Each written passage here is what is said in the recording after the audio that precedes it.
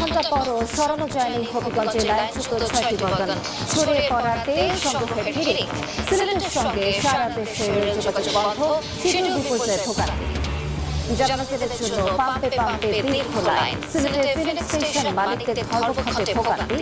দেশে মজুত আছে 10-11 দিনের। এপ্রিলে আসবে আরো 3.5 lakh metric ton.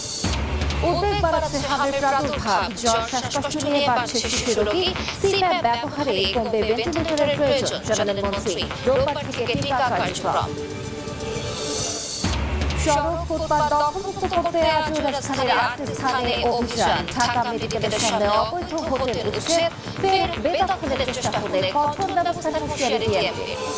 And we are going to finish the job, and we're going to finish it very fast. We're getting very close. সামরিক সক্ষমতা হারানোয় এখন আর হুমকি নয় ইরান। জাতির উদ্দেশ্যে ভাষণে শিগগিরই যুদ্ধ শেষ করার ইঙ্গিত ট্রাম্পের। ইসরায়েলে একের পর এক ক্ষেপণাস্ত্র হামলা তেহরানের।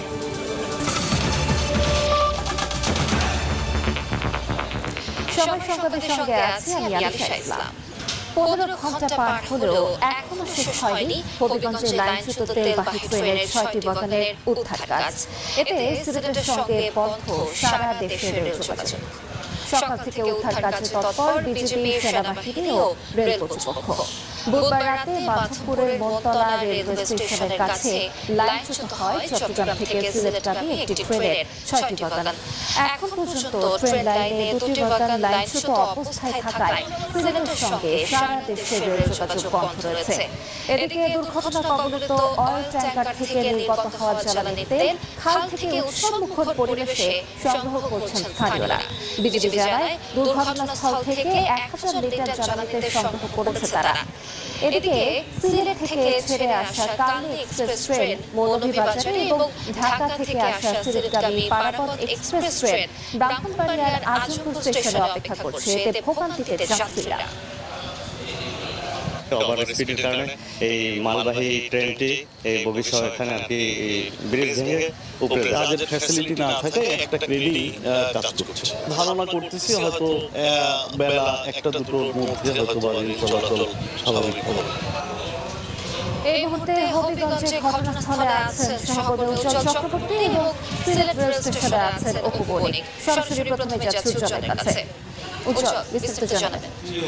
মাধবপুর উপজেলার মনতলা রেল দুর্ঘটনাস্থলে আপনাকে জানেন গতকাল বুধবার রাত 9:30টার দিকে চট্টগ্রাম থেকে সিলেটগামী তেলবাহী ওয়াগন ট্যাঙ্কার সহ 6টি বগি রেল লাইন থেকে ছিটকে পাশের যে খাদে পড়ে যায় এবং এরপর থেকে কিন্তু রাত 12টা থেকে 18টা থেকে উদ্ধারকারী ট্রেন এসে রাত 1টার দিকে উদ্ধার তৎপরতা শুরু করে এখন চলছে সেই উদ্ধার কাজ। অর্থাৎ 15 ঘন্টা পার হলো উদ্ধার কাজ এখন পর্যন্ত শেষ হয়ে এবং ঢাকা থেকেও অপর একটি রিলিফ ট্রেন এসেছে। যেহেতু এই রেল লাইন শুধু একটি, যার কারণে কিন্তু 18 থেকে আসা রিলিফ ট্রেনটি কিন্তু উদ্ধার কাজ চালাচ্ছে। অপর যে উদ্ধারকারী ট্রেনটি সেটি মনতলা রেল স্টেশনে অবস্থান করছে। আপনাকে জানেন এই দুর্ঘটনা রাত 9:30 থেকে সিলেটের সাথে ঢাকা এবং চট্টগ্রাম সহ সারা দেশে ট্রেন চলাচল বন্ধ রয়েছে, যার কারণে এখন পর্যন্ত যে বিভিন্ন স্থানে আমরা খবর পেয়েছি যাত্রীরা অনেকটা ভোগান্তির মধ্যে আছে। এর মধ্যে সিলেট থেকে ছেড়ে আসা কালনী এক্সপ্রেস মৌলভীবাজার শ্রীমঙ্গল স্টেশনে অবস্থান করছে। অপরদিকে ঢাকা থেকে ছেড়ে আসা পারাবত এক্সপ্রেস আজমপুর রেলওয়ে স্টেশনে অবস্থান করছে। দুটি ট্রেনের হাজার হাজার যাত্রী কিন্তু তারা খুব কষ্টের মধ্যে দিয়ে অতিক্রম করছে বলে তারা আমাদেরকে জানিয়েছেন। স্বাভাবিকভাবে এখানে যিনি দায়িত্বরত রেল কর্মকর্তা ঢাকা রেল বিভাগের কর্মকর্তা এবিএম কামরুজ্জামান, তিনি আমাদের জানিয়েছেন বর্তমানে উদ্ধার তৎপরতা চলছে, সেটি শেষ হতে বিকেল গড়াবে এবং বর্তমানে যে 5টি বগি বিচ্ছিন্নভাবে লাইন থেকে ছড়িয়ে ছিটিয়ে পড়েছে তার মধ্যে 3টি বগিকে উদ্ধার করা হয়েছে। এখন পর্যন্ত আরও 2টি বগি অপসারণ করা হবে অল্প সময়ের মধ্যে।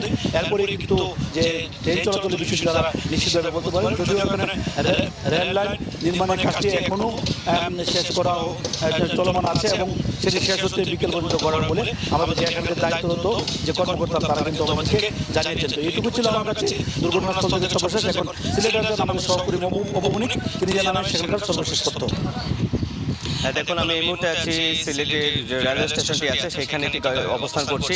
আপনাদেরকে একটু জানিয়ে রাখতে চাই, যেহেতু শিডিউল বিপর্যয়ের কথা বলছিলাম কিছুক্ষণ আগে, ঠিক এই মুহূর্তে কিন্তু পাহাড়িকা যে ট্রেনটি ছিল সেই ট্রেনটি কিন্তু সিলেট থেকে ছেড়ে চিটাগংয়ের উদ্দেশ্যে কিন্তু রওনা দিয়েছে এবং এই ট্রেনটি ছেড়ে যাওয়ার কথা ছিল ঠিক সকাল 10:30টার দিকে। সেটি কিন্তু এই মাত্র 12টায় যাত্রী নিয়ে কিন্তু চট্টগ্রামের উদ্দেশ্যে রওনা করেছে এবং এই বিষয় নিয়ে আমরা কথা বলছিলাম। এখানকার যিনি দায়িত্বপ্রাপ্ত স্টেশন ম্যানেজার যিনি ছিলেন তার সাথে কথা বলছিলাম। তিনি যেমনটি আমাদেরকে জানিয়েছেন, যেহেতু উদ্ধার কাজ চলমান রয়েছে, আরো 3 থেকে 4 ঘন্টা সময় লাগতে পারে, তো সেই ক্ষেত্রে ট্রেনের যে স্বাভাবিক যে গতিটি আছে সেই গতিটি কমিয়ে কিন্তু তারা ট্রেনটা ছাড়ছেন, এমনটি তারা আমাদেরকে জানিয়েছেন। এবং আরেকটি বিষয় তিনি আমাদেরকে বলেছেন, সেটি হচ্ছে যে যেহেতু গন্তব্য অনেকটা দূরে, তো সেই ক্ষেত্রে যদি স্বাভাবিকভাবে এই ট্রেনের গতি কমিয়ে নিয়ে আসা যায়, তো সেই ক্ষেত্রে যাত্রীদের ভোগান্তি কিছুটা কমবে বলেও তিনি জানিয়েছেন। সেই জন্যই কিন্তু ওনার পক্ষ থেকে বা রেলওয়ে কর্তৃপক্ষ থেকে এমন একটি সিদ্ধান্ত তারা এসেছেন। এবং যেহেতু যাত্রী ভোগান্তি আছে, তো সেই ভোগান্তির ক্ষেত্রে পরবর্তীতে যে আরেকটি ট্রেন আছে ঢাকা থেকে 1টার দিকে পারাবত ট্রেন আসার কথা থাকলেও কিন্তু সেটি এখনো পৌঁছায়নি এবং সেটি বিকেল 4টার সময় আবার ছেড়ে যাওয়ার কথা আছে চট্টগ্রামে। তো সিলেট থেকে এই ছিল আমার কাছে যাত্রীদের ভোগান্তির একদম সর্বশেষ খবরাখবর। সরাসরি যুক্ত ছিলাম হবিগঞ্জ এবং সিলেট রেল স্টেশনে। আজও লম্বা লাইনে অপেক্ষা করে জ্বালানি তেল নিচ্ছেন যানবাহন চালকরা। এই মুহূর্তে রাজধানীর আসাদগেট আছেন সহকর্মী ফরহাদুর রহমান এবং নওগাঁয় আছেন এবার রকি। সরাসরি শুনতে যাচ্ছি ফরহাদের কাছে।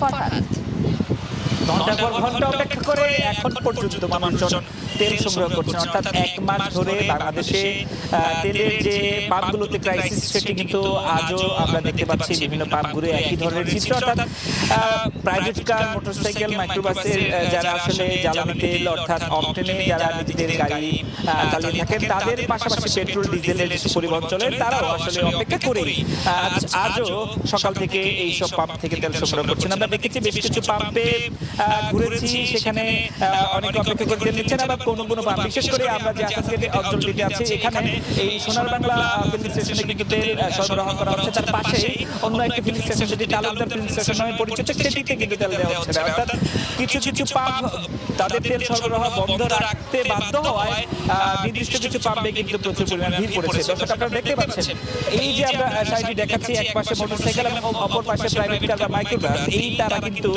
প্রায় কেউ আমাদেরকে বলছেন যে এই পাম্পটিতে তেল সংগ্রহ করতে এসে 2 ঘন্টা 1.5 ঘন্টারও বেশি অপেক্ষা করছেন।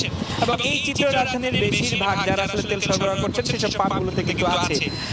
এই তারা এখানে চালকরা আমাদেরকে বলছেন সকালে থেকে যে অপেক্ষা, তাদের সময় যখন দীর্ঘ হচ্ছে, স্বাভাবিক জীবনযাপন, স্বাভাবিক কার্যক্রম তাদের দেওয়া হচ্ছে। পাশাপাশি ভোগান্তি তো আছেই, কেননা আসলে রোদ্রে দাঁড়িয়ে, বিশেষ করে যারা মোটরসাইকেল চালক, তারা যেটি আসলে করছেন, এই রোদ্রে দাঁড়িয়ে তাদের তেল সংগ্রহ করতে হচ্ছে। রাজধানীর এই যখন অবস্থা, যখন রাজধানীর বাইরে সারা দেশে বিভিন্ন পাম্পগুলোতেও কিন্তু একই ধরনের অবস্থা। আমরা সেই খবরটি জানবো এখন যে জায়গায় নওগাঁয়, সেখানে আছেন এবার রকি, তিনি জানাবেন সেখানকার পরিস্থিতি। টানা 2 সপ্তাহ ধরে চলমান এই জ্বালানি সংকটে আমরা দেখছিলাম যেখানেই তেল দেওয়ার খবর মিলছে সেখানেই এই বাইকারদের কিন্তু উপচে পড়া ভিড় দেখছি। এবং কোথাও আধা কিলোমিটার তার চেয়েও বেশি এলাকা জুড়ে এই বাইকার বা যারা তেল সংগ্রহ করবেন তারা এসে ভোর সকাল থেকে একটা প্রতীক্ষা করছেন এবং একটা সীমাবদ্ধতা বেঁধে দেওয়া হয়েছে। কোথাও 200 টাকা, কোথাও 300 টাকার তেল দেওয়া হচ্ছে। এই মুহূর্তে রয়েছে নওগাঁর সদরের দুবলহাটি এলাকায়। এই মুহূর্তে এই ফিলিং স্টেশনে আজকে তেল দেওয়ার ঘোষণা দেওয়া হয়েছিল।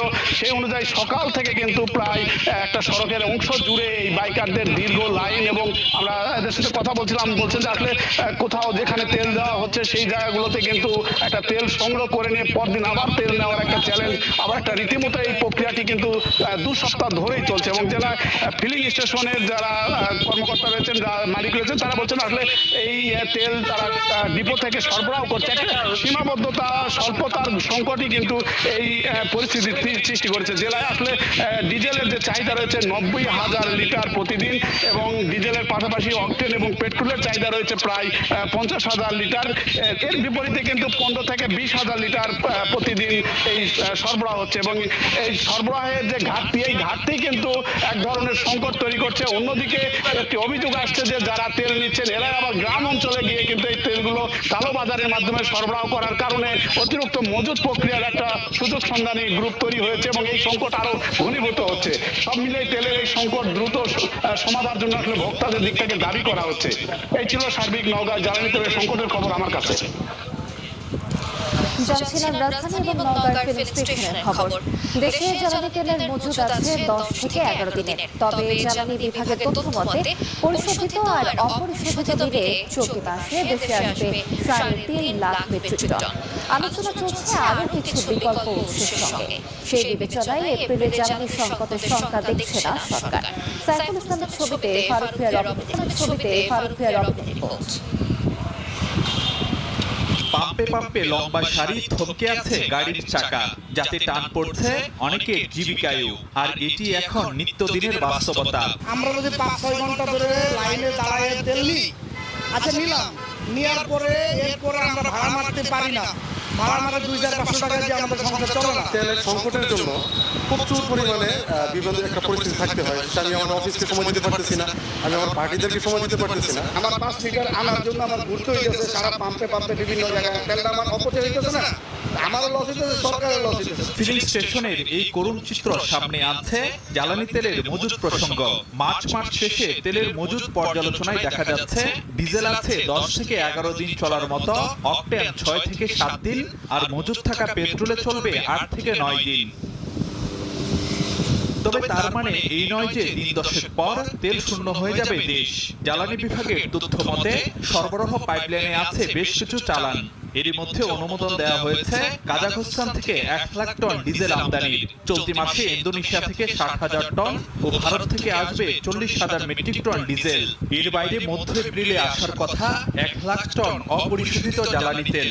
আলোচনা চলছে Singapore, Malaysia, Nigeria, Azerbaijan, Australia, যুক্তরাষ্ট্র সহ বেশ কিছু বিকল্প উৎস থেকেও জ্বালানি তেল আমদানির বিষয়ে। ক্রুড অয়েলের 3টা শিপ আমাদের মধ্যপ্রাচ্যে এই মুহূর্তে লোডেড আছে, কিন্তু হরমুজ প্রণালীর গ্রিন সিগন্যালটা আমরা পেলে সেগুলো আনতে পারবো। সেজন্য আমাদের সকল বিকল্পগুলো আমরা ওপেন রেখেছি। নিকট ভবিষ্যতে অর্থাৎ এপ্রিল মাসের বিষয়টা আশ্বস্ত করতে চাই যে আমরা এপ্রিল মাসে কোনো আমাদের অসুবিধা হবে না। এছাড়া দেশীয় উৎস থেকে 30,000 টন সরবরাহের পাশাপাশি আমদানি করা হবে 50,000 মেট্রিক টন অকটেন।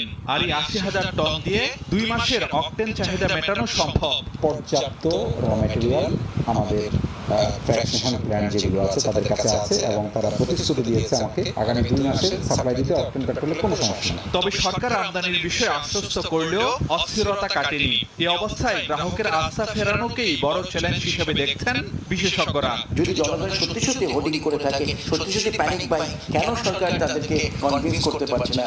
এই ব্যাপারে সরকারের একটু ভালো করে দেখা উচিত। এমপিদের মাধ্যমে, আমাদের প্রাইম মিনিস্টারের মাধ্যমে জনগণকে বোঝানো উচিত যে আমাদের পেট্রোল আর অকটেনের ব্যাপারে সমস্যা নেই। সংকটে আগাম সতর্কতা হিসেবে জ্বালানির ব্যবহার ও চাহিদা কমিয়ে আনার পরামর্শ বিশেষজ্ঞদের।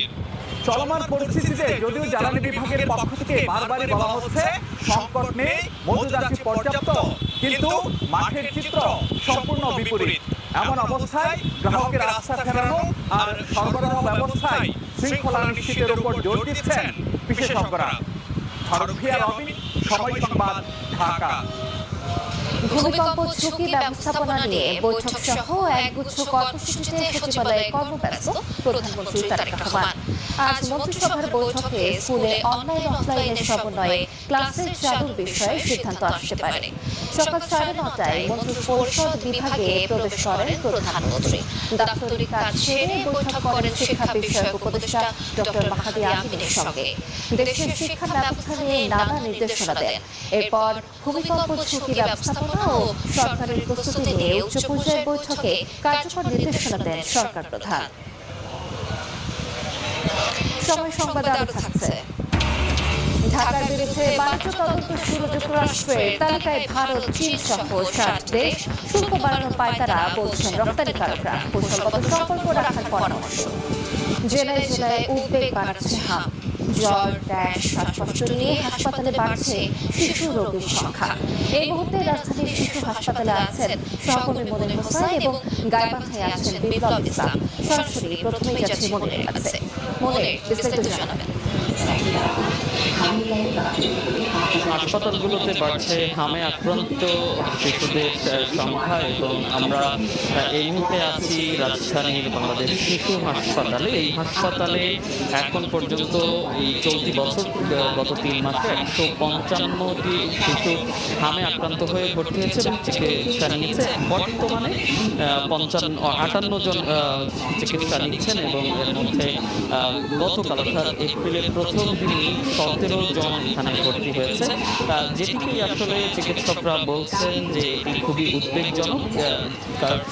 গত বছর কিংবা তার আগে এই 3 মাস আগে যে সংখ্যা ছিল হামে আক্রান্তের, এই সংখ্যা কয়েক গুণ বেড়েছে, যার কারণেই চিকিৎসকরা বলছেন এটি উদ্বেগজনক। এবং আমরা কিছুক্ষণ আগেই বাংলাদেশ শিশু হাসপাতালে পরিদর্শনে এসেছেন স্বাস্থ্যমন্ত্রী সরদার মোহাম্মদ সাখাওয়াত হোসেন এবং তিনি এসে সেই হাম ওয়ার্ড পরিদর্শন করেছেন এবং সেই সঙ্গে ভেন্টিলেটর যাদের প্রয়োজন হচ্ছে কিংবা আইসিইউ যাদের প্রয়োজন হচ্ছে, যাদেরকে আইসিইউ সেবা দেওয়া যাচ্ছে না কিংবা ভেন্টিলেশন সমস্যার কারণে যাদেরকে ভেন্টিলেশন করা যাচ্ছে না, তাদেরকে প্রাথমিক ভেন্টিলেশন হিসেবে একটি প্রযুক্তি আইসিডিডিআরবি উদ্ভাবন করেছে বাবল সিপ্যাপ। সেই বাবল সিপ্যাপের যে প্রযুক্তিটি আছে সেই প্রযুক্তিটির উদ্বোধন এবং প্রশিক্ষণ কার্যক্রমের উদ্বোধন করেছেন স্বাস্থ্যমন্ত্রী এবং যেটি বলেছেন যে এই বাবল সিপ্যাপ যদি ব্যবহার বাড়ানো যায় তাহলে যে ভেন্টিলেশনের উপর আমরা নির্ভর করি সেই ভেন্টিলেটরের প্রয়োজনীয়তা একটু কমে আসবে। তো এই ছিল শিশু হাসপাতাল থেকে আমার কাছে সবশেষ। আমরা যেতে চাই গাইবান্ধায়, সেখানে আছেন সহকর্মী বিপ্লব ইসলাম। সারা দেশের মতো কিন্তু গাইবান্ধা হাম রোগী উপসর্গ নিয়ে কিন্তু ভর্তি হচ্ছেন। এই পর্যন্ত গাইবান্ধা জেনারেল হাসপাতাল সূত্রে আমরা যেটি জানতে পেরেছি যে গত 1 সপ্তাহের ব্যবধানে কিন্তু 9 জন হাম উপসর্গ নিয়ে তারা চিকিৎসা নিয়েছেন। আজকেও কিন্তু আমরা দেখছি যে 2 জন শিশু কিন্তু ভর্তি রয়েছে, যাদের বয়স কিন্তু 7 বছরের নিচে। গাইবান্ধা জেনারেল হাসপাতালের এই 9 জন রোগীর পাশাপাশি কিন্তু আমি জেলা সিভিল সার্জনের সঙ্গে কথা বলেছিলাম। জেলা সিভিল সার্জন যেটি জানিয়েছেন যে হাম উপসর্গ নিয়ে জেলার বিভিন্ন উপজেলা স্বাস্থ্য কমপ্লেক্স 25 জন রোগী এ পর্যন্ত তারা চিকিৎসা নিয়েছেন এবং এই সকল 25 জন রোগীর 21 জনের কিন্তু নমুনা তারা ঢাকায় পাঠিয়েছেন এবং সেই নমুনায় কিন্তু নেগেটিভ এসেছে। কিন্তু তাদের নেগেটিভ আসলেও কিন্তু তাদের যে হামের যে উপসর্গ, তাদের সেই হামের উপসর্গ কিন্তু তাদের মধ্যে ছিল। এখানে যে 3 জন ভর্তি রয়েছেন সেই স্বজনরা যেটি বলছেন যে তাদের শিশু রোগীর প্রথমে পাতলা পায়খানা, পরে জ্বর এবং গায়ে কিন্তু রেশ দেখা দিয়েছে, যে কারণে তারা ভর্তি করেছেন। আবাসিক মেডিকেল কর্মকর্তা যেটি জানিয়েছেন যে আতঙ্কিত না হয়ে এই ধরনের কেউ আক্রান্ত হলে যেন তাকে সরাসরি সরকারি হাসপাতালে নিয়ে আসা হয়। এই ছিল গাইবান্ধার হাম পরিস্থিতি নিয়ে সর্বশেষ খবর। সরাসরি যুক্ত ছিলাম গাইবান্ধায় এবং ঢাকা শিশু হাসপাতালে। জ্বালানি পরিস্থিতি নিয়ে সচিবালয়ে ব্রিফ করছেন জ্বালানি বিভাগের যুগ্ম সচিব। সরাসরি চলে যাচ্ছে সেখানে। কাজ করতাম, তো এখনো আমরা তাই করছি এবং পুরো সংকট ডিজেলের ক্ষেত্রেও অনেক। এপ্রিল মাসটা আমরা পুরোপুরি নিরাপদ আছি। আমি আজকে সকালবেলাও মিটিং করেছি, মিটিং করে আমরা দেখেছি যে আমাদের যে বর্তমান মজুদ এবং আমাদের যে সকল শিপ ইনকামিং আছে প্রত্যেকটাই অন টাইম, ফলে কোনো অসুবিধা হবে না।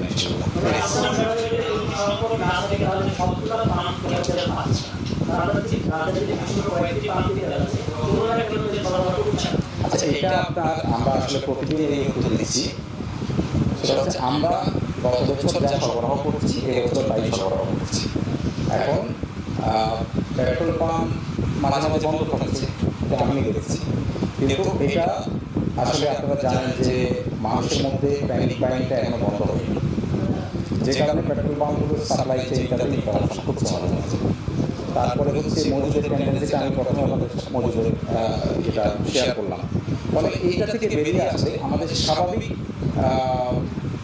সরবরাহে কোনো সংকট নেই। সরাসরি যুক্ত ছিলাম সচিবালয়ে, ব্রিফ করছেন জ্বালানি বিভাগের যুগ্ম সচিব। এদিকে স্বাস্থ্যমন্ত্রী বলেছেন হঠাৎ হামের সংক্রমণ বাড়ায় আগে থেকে প্রস্তুত ছিল না সরকার।